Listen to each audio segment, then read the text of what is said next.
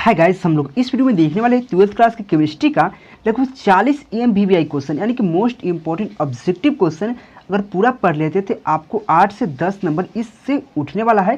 Total क्वेश्चनों की संख्या 40 होगा। टोटल EMVVI क्वेश्चन होगा और काफ़ी इंपॉर्टेंट क्वेश्चन होगा। चलिए वीडियो को शुरू करते हैं। तो फर्स्ट क्वेश्चन आपके सामने इस प्रकार से है, निम्नलिखित में से कौन सा सुचालक है यानी कि कौन सा कंडक्टर है, यह पूछा जा रहा है।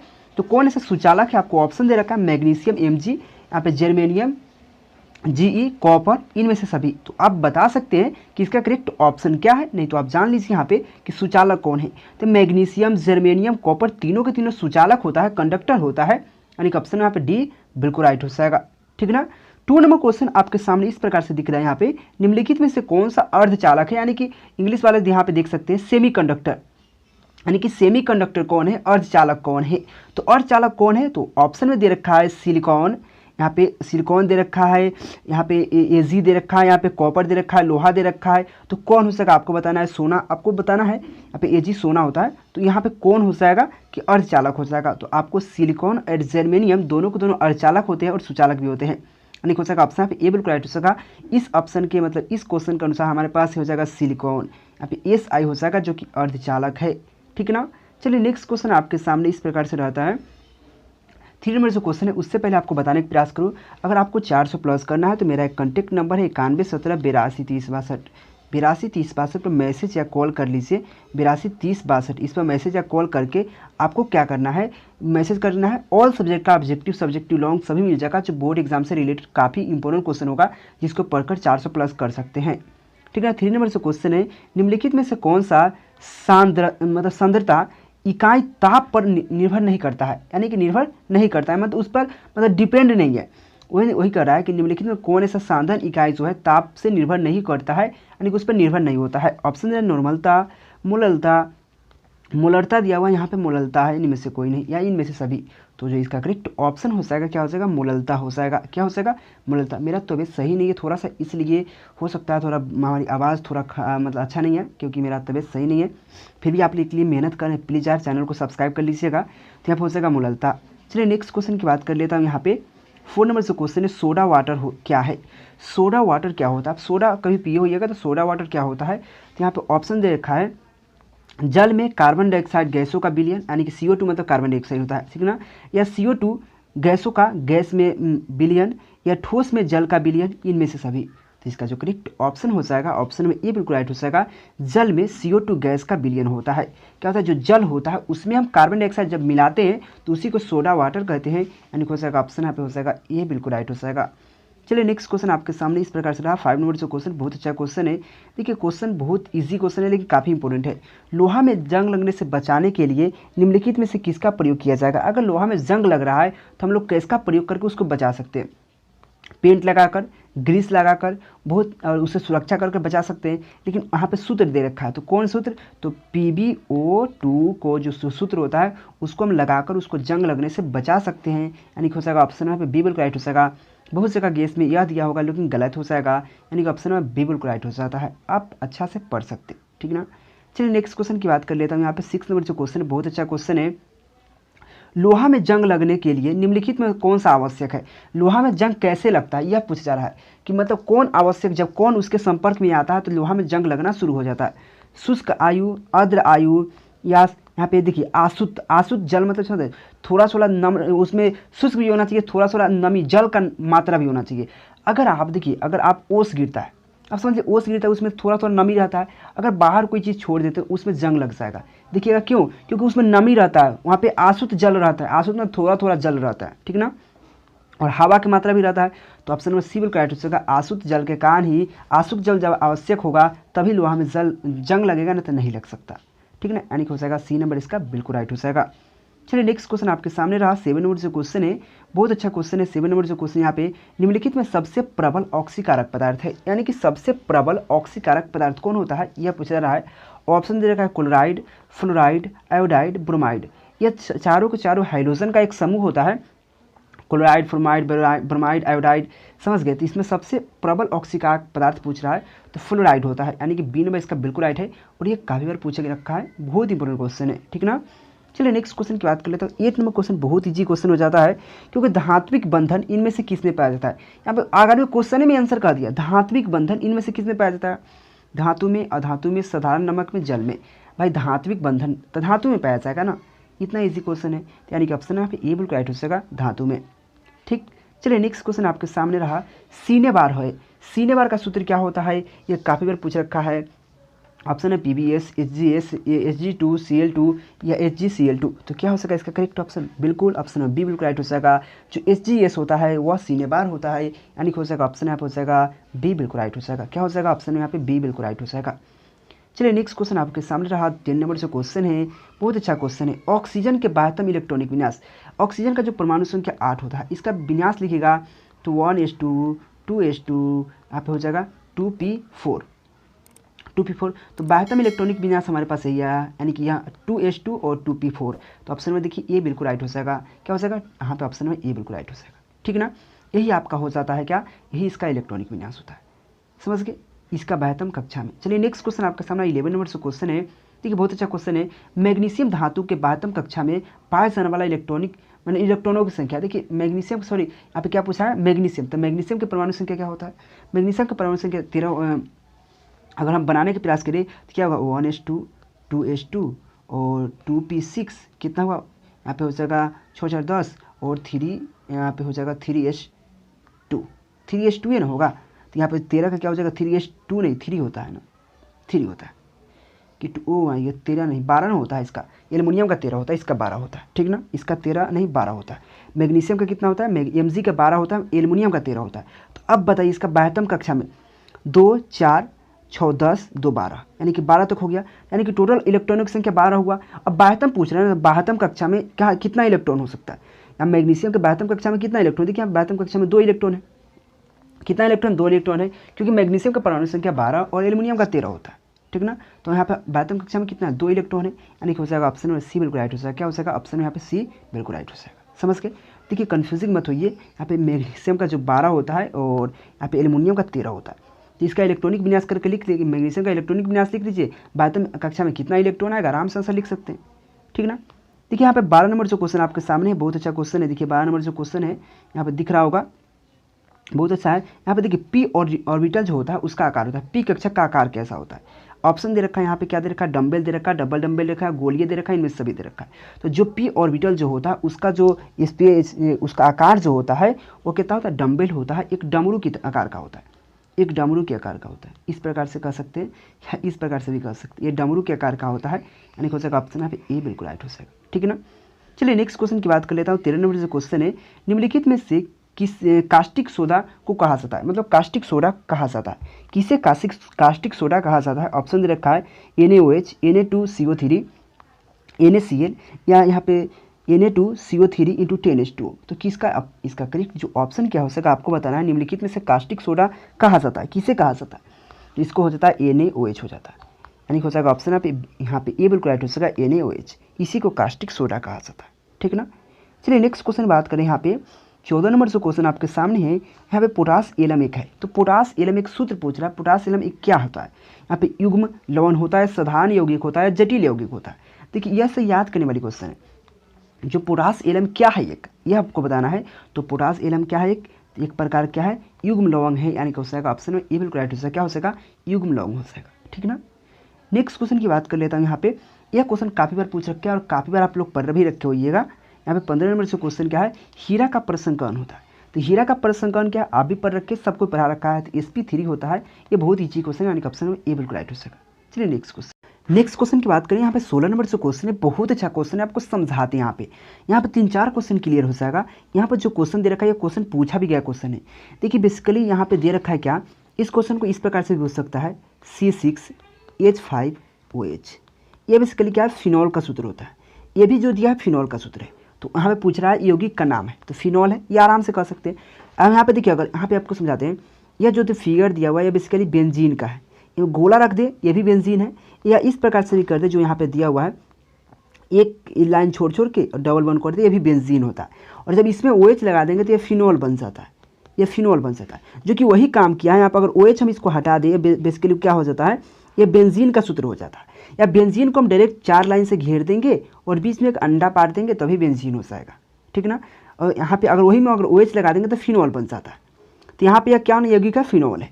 अगर आपको पूछे तो C6H6 भी क्या होता है, H6 ये बेसिकली बेंजीन होता है, उसी को हम यहाँ पे फॉर्मेट बना सकते हैं इस प्रकार से, ठीक ना।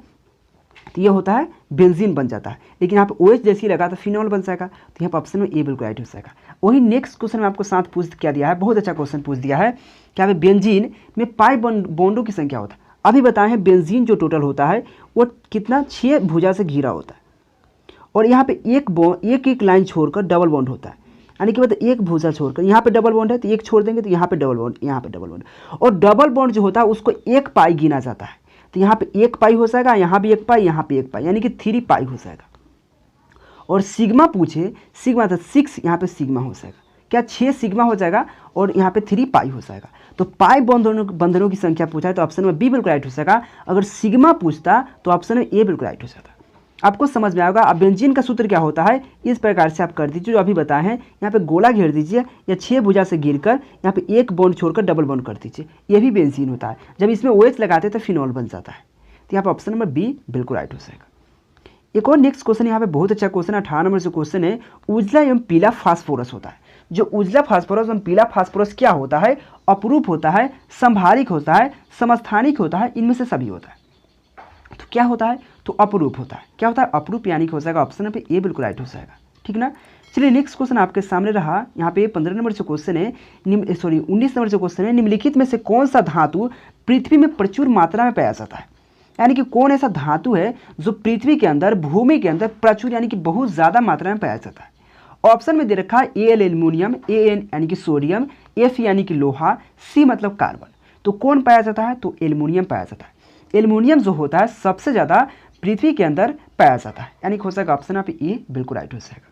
चलिए नेक्स्ट क्वेश्चन आपके सामने रहा। अभी थोड़ा देर क्वेश्चन एक बताया पहले कि फ्लोराइड, क्लोराइड, ब्रोमाइड, आयोडाइड सभी के सभी क्या है, एक हाइड्रोजन परमाणु है, हाइड्रोजन का सदस्य होता है। अब फ्लोराइड क्या है, सबसे ज़्यादा ऑक्सीकारक संख्या होता है, प्रबल ऑक्सीकारक पदार्थ होता है, ठीक है। अभी बताया थोड़ा देर पहले। तो यहाँ पे पूछ दिया फ्लोराइड, क्लोराइड, ब्रोमाइड को किस नाम से जाना जाता है। यहाँ पर ऑप्शन दिया धातु, क्षारीय धातु, हाइड्रोजन, यहाँ पे धातु संकर। अभी बताएं कौन धातु, तो हाइड्रोजन के नाम से जाना जाता है। क्या, तो हाइड्रोजन। हाइड्रोजन ग्रुप में 4 तत्व होता है, फ्लोराइड, क्लोराइड, ब्रोमाइड और आयोडाइड भी होता है, लेकिन ऑप्शन में यहाँ पर आयोडाइड नहीं दिया तो कोई बात नहीं। तीनों के तीनों क्या है, हाइड्रोजन परमाणु के सदस्य है, यानी हो जाएगा ऑप्शन यहाँ पे हो जाएगा सी बिल्कुल राइट हो जाएगा। क्या हो जाएगा ऑप्शन में यहाँ पे सी बिल्कुल राइट हो जाएगा। चलिए नेक्स्ट क्वेश्चन आपके सामने 21 नंबर जो क्वेश्चन है, इथीन, क्या इथीन बहुलीकृत होकर बनता है। तो इथीन बहुलीकृत होकर क्या बनता है यह पूछा जा रहा है। तो इथीन क्या होता है, तो पॉलीथीन बनता है। क्या बनता है, पॉलीथीन। पॉलीथीन का जो बहुलक क्या होता है, तो इथीन होता है, ठीक ना। यानी हो जाएगा ऑप्शन है ए बिल्कुल राइट हो जाएगा। कभी कभी दूसरे तरीके से क्वेश्चन पूछ देगा कि इथीन का मतलब पॉलीथीन में एकलक क्या है, मोनोमर क्या है, बहुलक क्या है, तो वहाँ पे इथीन कहिएगा। और इथीन बहुलीकृत होकर क्या बनता है, तो पॉलीथीन बनता है, ठीक ना। नेक्स्ट क्वेश्चन यहाँ पे 22 नंबर जो क्वेश्चन बहुत अच्छा क्वेश्चन है, आपको दिख रहा है नीचे क्वेश्चन, यहाँ पे देखिए क्वेश्चन दिख रहा है, सोडियम बेंजोएट और यहाँ पे सोडा लाइम, और अच्छा से पढ़िएगा, sodium benzoate and soda lime को मिश्रण को गर्म करने पर बनता है। यानी कि सोडियम बेंजोएट और जो सोडा लाइम होता है उसके मिश्रण को गर्म करने से बनता है। क्या बनता है यह पूछा जा रहा है। ऑप्शन दे रखा है मीथेन, एक minute, methane, ethane, propane, benzene. तो क्या बनता है, तो इसका जो करेक्ट ऑप्शन जो हो जाएगा यहाँ पे हो जाएगा, क्या 22 ना है, तो 22 का जो करेक्ट ऑप्शन नंबर डी बिल्कुल राइट हो जाएगा, बेंजीन बनता है। क्या बेंजीन बनता है, जब भी हम यहाँ पे देखिए ऑप्शन सोडा बेंजियोट के, जो सोडा बेंजियोट है उसको जब हम सोडा लाइम के साथ मिश्रित करके गर्म करेंगे तो हमारे पास बनने वाला जो यौगिक होगा वो बेंजीन बनेगा, यानी हो जाएगा ऑप्शन यहाँ पे डी बिल्कुल राइट हो जाएगा। उसी प्रकार से एक और क्वेश्चन थे यहाँ पे 23 नंबर जो क्वेश्चन पूछ दिया है, जब यहाँ पे देखिए फिनॉल को जस्ता चून के साथ गर्म करेंगे, देखिए फिनॉल जो होता है यहाँ पे अभी बताया फिनॉल का सूत्र OH होता है, इसको जब जस्ता चून जेडन यानी जस्ता चून के साथ गर्म करेंगे तो बनने वाला जो यौगिक होगा वो क्या बनेगा, बेंजीन बनेगा। क्योंकि इसका जो मतलब फिनॉल को जब हम जस्ता चून के साथ गर्म करते हैं तो ये बेसिकली क्या बनता है, बेंजीन बनता है, यानी हो जाएगा ऑप्शन में ए बिल्कुल राइट हो जाएगा। ये बहुत ईजी हो जाता है, जब यहाँ पे फिनॉल जो होता है उसको हम OH के साथ मतलब यहाँ पे जेडन यानी कि जस्ता चून के साथ जब गर्म करेंगे तो यहाँ पे बनने वाला जो यौगिक होगा क्या होगा, यहाँ पे बेंजीन बन जाएगा और बाहर निकल जाएगा ZnOH, बाहर निकल जाता है, ठीक ना। यहाँ पे एच जुड़ जाता है, यहाँ पे एच जुड़ जाता है, ओ लेकर बाहर निकल जाता है, यानी कि ZnO बाहर निकल जाता है, यहाँ पे बेंजीन बच जाता है C6H6, ठीक ना। यानी हो जाएगा ऑप्शन पे ए बिल्कुल राइट हो जाएगा। चलिए नेक्स्ट क्वेश्चन देख लेते हैं। 24 नंबर जो क्वेश्चन है, निम्नलिखित में से कौन सा एक अक्रिय गैस है, यानी कि अक्रिय गैस कौन है। तो अक्रिय गैस जो होता है, यहाँ पे सोडियम दे रखा है, यहाँ पे नियोन दे रखा है, यहाँ पे जिंक दे रखा है, सब गलत है। यूरेनियम दे रखा है, सभी के सभी गलत है। तो क्या हो जाएगा करेक्ट ऑप्शन, यहाँ पे नियोन हो जाएगा। आर्गन, नियोन, ये सभी के सभी क्या है, जो अक्रिय गैस होता है, याद रख ली, आर्गन भी होता है अक्रिय गैस, नियोन भी होता है, हीलियम भी होता है, सभी के सभी क्या है, अक्रिय गैस होता है। यानी कि हो जाएगा ऑप्शन पे बी बिल्कुल राइट हो जाएगा। नियोन क्या है, एक प्रकार का अक्रिय गैस होता है। याद कर लीजिए, हीलियम, नियोन, आर्गन, ये तीनों के तीनों क्या है, एक अक्रिय गैस होता है। याद कर लीजिए, पूछ सकता है। हीलियम का सूत्र He होता है, नियोन का Ne होता है, आर्गन का Ar होता है, कभी पूछ सकता है। नेक्स्ट क्वेश्चन 25 नंबर जो क्वेश्चन आपके सामने यहाँ पे, निम्नलिखित में से कौन सा बायोडिग्रेडेबल बहुलक है। निम्नलिखित में से कौन सा बायोडिग्रेडेबल बहुलक है। इससे पहले वाला वीडियो मैंने देखे हुएगा बहुलक पॉलीमर वाला, तो उसमें हम बताए हैं बायोडिग्रेडेबल बहुलक कौन है, बहुत अच्छा है। तो सेलुलोज जो होता है बेसिकली क्या है, बायोडिग्रेडेबल बहुलक है, यानी हो जाएगा ऑप्शन यहाँ पे डी बिल्कुल राइट हो जाएगा। नेक्स्ट क्वेश्चन की बात कर लेता हूँ यहाँ पे, बहुत अच्छा क्वेश्चन है।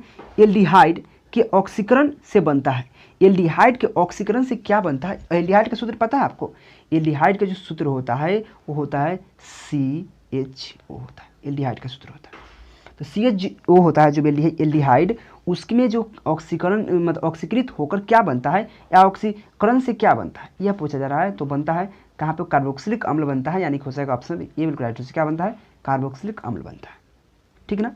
चलिए नेक्स्ट क्वेश्चन की बात कर लेता हूँ। बनाने में जैसा क्वेश्चन आ गया यहाँ पे, देखिए क्या है, यहाँ पे कोई एक यहाँ पे उपसंयोजक संख्या दिया हुआ है, कोऑर्डिनेशन नंबर, कोऑर्डिनेशन यहाँ पे देखिए कोऑर्डिनेशन कंपाउंड दिया है, उसको आपको बनाना है। देखिए Fe ज्ञात करना है, तो Fe का जो कोऑर्डिनेशन नंबर यानी कि ऑक्सीकरण संख्या ज्ञात करना है, तो Fe हम लिख देंगे, चाहे x मान लेंगे Fe को, तो x वहाँ पे H2O का जल का 0 होता है, 0 × 5, और यहाँ पे क्या हो जाएगा, अगर बात करें तो यहाँ पे हो जाता है, यहाँ पे NO का क्या होता है, +1 होता है, और क्या होता है प्लस, और उसका यहाँ पे ये SO का क्या होता है, -2 होता है, तो -2 = 0, इतना कर लेंगे। उसके बाद क्या होगा, x या तो 0 हो जाएगा, यहाँ पे हो जाएगा +1 -2 = 0। यहाँ पे x का वैल्यू ज्ञात करेंगे तो मेरे पास +1 आ जाएगा। तो इसका ऑक्सीकरण संख्या क्या आया, +1 आया, यानी कि ऑप्शन यहाँ पे ए बिल्कुल राइट हो जाएगा। क्या हो जाएगा, ऑप्शन यहाँ पे ए बिल्कुल राइट हो जाएगा। चलिए नेक्स्ट क्वेश्चन की बात कर लेता हूँ। यहाँ पे 28 नंबर जो क्वेश्चन है, निम्नलिखित में से क्या कहा, निम्नलिखित में कौन एक चिलेटिंग लिगेंड है। निम्नलिखित में कौन एक चिलेटिंग लिगेंड है, यह पूछा जा रहा है। तो ऑप्शन दे रखा है 1, 3, यहाँ पे हो जाएगा इथिलीन डाइएमीन, या अमोनिया, या यहाँ पे हो जाएगा इथाइल एमीन, या फिनॉल। तो जो करेक्ट ऑप्शन जगह 1, 3 इथाइल डाइएमीन हो जाएगा, यानी कि इथिलीन डाइएमीन यही होता है चिलेटिंग लिगेंड, यानी कि हो जाएगा ऑप्शन नंबर ए बिल्कुल राइट हो जाएगा। आप जब इसको पढ़े हुईएगा, आपको हम पढ़ाएं उपसंयोजक संख्या, उसको अगर नहीं पढ़े तो जाकर जरूर देखिएगा, उसमें अच्छा प्रकार समझा रखे हैं कि चिलेटिक लिगेंड क्या होता है, ठीक ना। आने का ऑप्शन पे ए बिल्कुल राइट हो जाएगा। चलिए नेक्स्ट क्वेश्चन की बात कर लेता हूँ। यहाँ पे 29 नंबर जो क्वेश्चन आपके सामने है, 29 नंबर जो क्वेश्चन है, यहाँ पे उस प्रकार से इसमें कोऑर्डिनेशन संख्या ज्ञात करना है। किस प्रकार से ज्ञात करते हैं, कोबाल्ट यानी कि CO का ज्ञात करना है, तो x मान लेंगे। उसके बाद क्या हो जाएगा प्लस, यहाँ पे क्या हो जाएगा C2O4 का जो 2 होता है, यहाँ पर टोटल संख्या 3 है, और क्या हो जाएगा यहाँ पे -3 हो जाएगा, = 0 हो जाएगा, होगा कि नहीं। यहाँ पे x 6 + 6 - 3 = 0, यानी कि x का यहाँ पे हो जाएगा, क्या हो जाएगा x - 3 = 0 आएगा। जो x का वैल्यू ज्ञात कीजिएगा तो +3 आ जाएगा, यानी कि इसका कोऑर्डिनेशन नंबर क्या आया, +3, यानी कि हो जाएगा ऑप्शन नंबर सी बिल्कुल राइट हो जाएगा। इस पर हम एक स्पेशल वीडियो बना रखे हैं, एक और बनाएंगे आपके लिए, जाकर जरूर देखिएगा, या आप कमेंट जरूर कर दीजिएगा कि हमको एक और वीडियो इस पर चाहिए, हमको फिर से पढ़ना है, जरूर बनाने का प्रयास करेंगे, यानी कि ऑप्शन नंबर सी बिल्कुल राइट हो जाएगा। चलिए नेक्स्ट क्वेश्चन आपके सामने रहा इस प्रकार से। 30 नंबर जो क्वेश्चन है, यहाँ पे बहुत अच्छा क्वेश्चन है। निम्नलिखित में से कौन है प्रथम, यहाँ पे प्रथम संक्रमण श्रेणी का तत्व नहीं है। देखिए बहुत अच्छा क्वेश्चन है, कौन है जो प्रथम संक्रमण श्रेणी का तत्व नहीं है।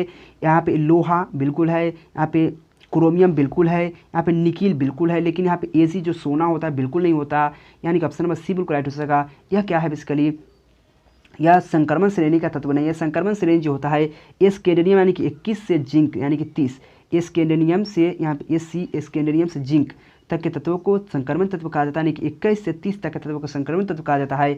लोहा, क्रोमियम, यहाँ पे निकिल सभी के सभी उसके बीच का तत्व है, लेकिन यहाँ पे Ag जो होता है लोहा सोना, वो बेसिकली क्या है, बीच का तत्व नहीं होता, यानी कि ऑप्शन नंबर सी बिल्कुल राइट हो जाएगा। बहुत सिंपल क्वेश्चन है यह क्वेश्चन। देखिए 31 नंबर जो क्वेश्चन है, इतना बार क्वेश्चन पूछ रखा है, आप सोच भी नहीं सकते NiCO4 में Ni का ऑक्सीकरण संख्या क्या है, देखिए एक यहाँ पे 3 ऑक्सीकरण संख्या पूछ दिया, इसलिए पूछ लीजिए कोऑर्डिनेशन नंबर पढ़ना कितना जरूरी हो सकता है। इसका 0 होता है क्योंकि CO का 0 होता है, तो Ni का x + 0 × 4 = 0, x का वैल्यू याद करेंगे 0 आ जाएगा, यानी कि ऑप्शन नंबर ए बिल्कुल राइट है। ये काफ़ी बार पूछ रखा है एग्जाम में, ठीक है ना। प्लीज़ यार आप लोग चैनल को सब्सक्राइब कर लीजिएगा। अगर आपको 400 प्लस करना है तो मेरा एक नंबर है 9117 82 30 62 पर मैसेज या कॉल करके आप वहाँ से आराम से टोटल PDF ले सकते हैं। हमारे मैसेज या कॉल कर लीजिएगा व्हाट्सएप पे, आपको ऑल सब्जेक्ट का ऑब्जेक्टिव सब्जेक्टिव लॉन्ग मिल जाएगा, जिसको पढ़कर 400 प्लस कर सकते हैं। आपका नंबर ग्रुप में ऐड हो जाएगा और आपके साथ एग्जाम तक रहेंगे, कोई भी क्वेश्चन हो डाउट हो पूछ सकते हैं, ठीक है ना। तो कॉल करना मत भूलिएगा। एक और बात, अगर इंग्लिश पढ़ना है तो क्या करना है, गूगल पे जाकर KKG क्लासेस सर्च करना है। KKG क्लासेस ऐसे स्पेशल एक वीडियो बना रखे हैं, जाकर जरूर देख लीजिएगा, उसको यहाँ पे जाकर सर्च कर सकते हैं। उसके बाद आप वहाँ पे इंग्लिश पूरा पढ़ सकते हैं, हर चीज़ इंग्लिश का पढ़ सकते हैं, ठीक ना। चलिए नेक्स्ट क्वेश्चन यहाँ पे देख लेते हैं। यहाँ पे 32 नंबर जो क्वेश्चन है, XeF4 का आकार होता है, रेखीय होता है, वर्ग तलीय होता है, यहाँ पे पैरामिडी होता है, वो चतुष्फल के वर्ग पीढ़ी में स्क्वायर प्लेनर भी कहा जाता है। तो XeF4 जो होता है ये स्क्वायर प्लेनर होता है, यानी कि ऑप्शन में बी बिल्कुल राइट हो सकता है। क्या हो सकता है, स्क्वायर प्लेनर यानी कि वर्ग तलीय होता है। अगर F2 होता तो रेखीय होता, अगर F2 यहाँ पे कर देता, F4 रखा है इसके लिए वर्ग तलीय, अगर F2 रहता तो रेखिक हो जाता। दोनों क्वेश्चन पूछा जाता है, यानी हो सकेगा ऑप्शन में यहाँ पे बी नंबर इसका बिल्कुल राइट हो जाएगा, ठीक ना। ये देखिए 33 नंबर जो क्वेश्चन आपके सामने है, निम्नलिखित में से कौन सी गैस, यानी कि निम्नलिखित में कौन सी गैस H2SO4 में, क्या H2SO4 में घुलकर ओलियम का निर्माण करता है। क्या ओलियम का निर्माण कौन करता है, यह पूछा जा रहा है, बहुत अच्छा क्वेश्चन है। तो ओलियम का निर्माण कौन करता है, तो ऑप्शन है यहाँ पे H2S या SO2, यहाँ पे SO3 या NO2। तो यहाँ पे याद रखिए SO3 करता है। क्या करता है, ओलियम का निर्माण कौन करता है, SO3 करता है, यानी हो जाएगा सी नंबर इसका बिल्कुल राइट हो जाएगा, क्योंकि यहाँ पे H2S रह जाएगा, H2O रह जाएगा, यहाँ पे निकल जाएगा SO3 निकल जाएगा, टोटल जोड़िएगा तो वही हो जाएगा। तो ओलियम का निर्माण वही करता है, यानी कि ऑप्शन यहाँ पे सी बिल्कुल राइट हो जाएगा, ठीक ना। चलिए नेक्स्ट क्वेश्चन की बात कर लेता हूँ। यहाँ पे नेक्स्ट क्वेश्चन क्या है, यहाँ पर बहुत अच्छा क्वेश्चन है। यहाँ पे 34 नंबर जो क्वेश्चन है, फिर उत्प्लावन विधि द्वारा किस प्रकार का अयस्कों का सांद्रण किया जाता है। यहाँ पे सल्फाइड अयस्क, देखिए सल्फाइड यहाँ पे सल्फाइड है, यहाँ पे ऑक्साइड कार्बनिक, तो किसका, तो आपको पता है, बहुत इजी क्वेश्चन है। सल्फाइड अयस्कों का सांद्रण किया जाता है फिर उत्प्लावन विधि द्वारा, यानी हो जाएगा ऑप्शन नंबर ए बिल्कुल राइट हो जाएगा। चलिए नेक्स्ट क्वेश्चन की बात कर लेता हूँ। यहाँ पे नेक्स्ट क्वेश्चन है, लोहा का प्रमुख अयस्क का नाम क्या है। लोहा का मुख्य अयस्क या प्रमुख अयस्क का नाम क्या होता है, आपको पता है हेमेटाइट, मैग्नेटाइट, तो हेमेटाइट होता है, यानी हो सकेगा ऑप्शन में यहाँ पे सी बिल्कुल राइट हो सकेगा। Fe2O3 होता है, यही होता है लोहा का प्रमुख अयस्क के नाम होता है, यानी हो जाएगा ऑप्शन में यहाँ पे क्या हो जाएगा, सी बिल्कुल राइट हो जाएगा। देखिए ये सब क्वेश्चन काफ़ी इंपॉर्टेंट है, याद करने वाली क्वेश्चन है। यह तत्वों के निष्कर्षण के सामान्य प्रक्रम या सिद्धांत है, उसको हम पढ़ा रखे हैं, जाकर जरूर देखिएगा, उसमें पूरा डिटेल बता रखे हैं। एल्युमिनियम, लोहा, कॉपर, जिंक, सभी का अयस्क का नाम बता रखे हैं, ठीक ना।